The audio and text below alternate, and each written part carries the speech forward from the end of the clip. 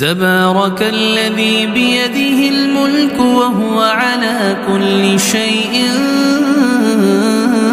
قدير الذي خلق الموت والحياة ليبلوكم أيكم أحسن عملا وهو العزيز الغفور الذي خلق 7 سماوات طباقا ما ترى في خلق الرحمن من تفاوت فارجع البصر هل ترى من فطور ثم ارجع البصر كرتين ينقلب إليك البصر خاسئا وهو حسير ولقد زينا السماء الدنيا بمصابيح وجعلناها رجوما للشياطين وأعتدنا لهم عذاب السعير وللذين كفروا بربهم عذاب جهنم وبئس المصير إذا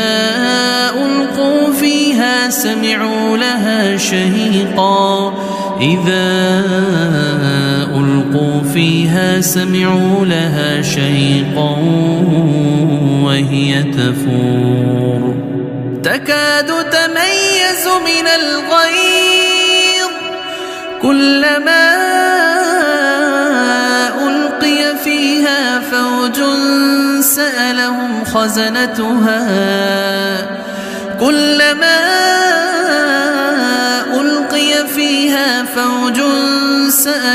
خزنتها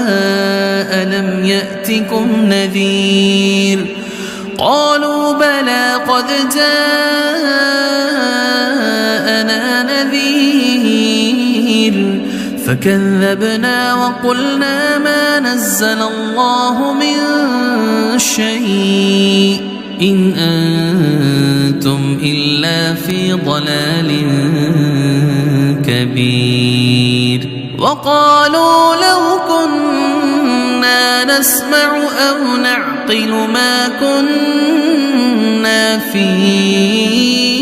أصحاب السعير فاعترفوا بذنبهم فسحقا لأصحاب السعير إن الذين يخشون ربهم بالغيب لهم مغفرة وأجر كبير وأسروا قولكم أو اجهروا به إنه عليم بذات الصدور ألا يعلم من خلق وهو اللطيف الخبير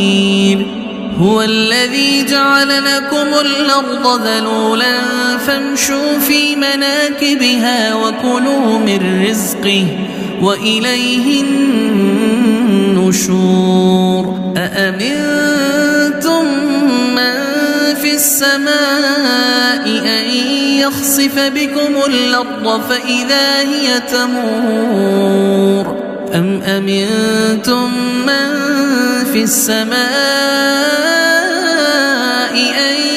يرسل عليكم حاصبا فستعلمون كيف نذير ولقد كذب الذين من قبلهم فكيف كان نكير أولم يروا إلى الطير فوقهم صافات ويقبضن ما يمسكهن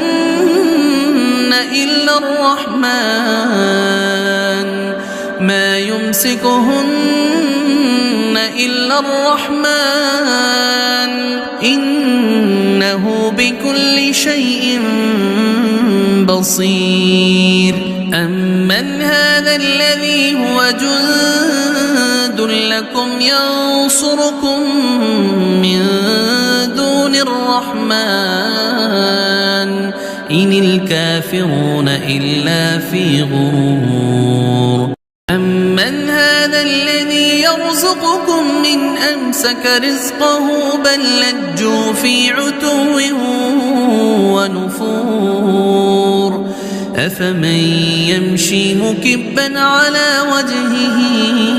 أهدى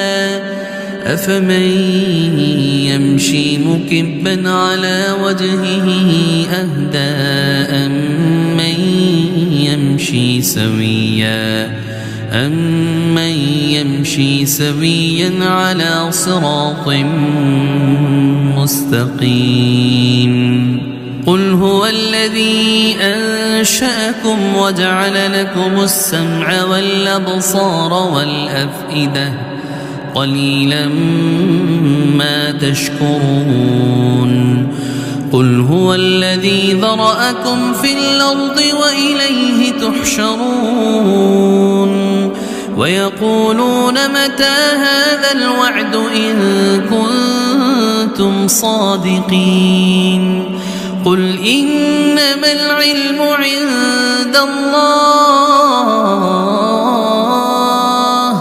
وإنما أنا نذير مبين فلما رأوه زلفة سيئت وجوه الذين كفروا وقيل هذا الذي كنتم به تدعون قل أرأيتم إن أهلكني الله ومن معي أو رحمنا فمن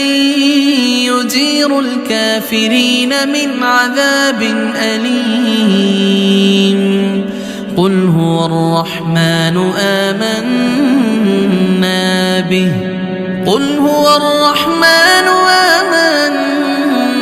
به وعليه توكلنا فستعلمون من هو في ضلال مبين قل أرأيتم إن أصبح ماؤكم غورا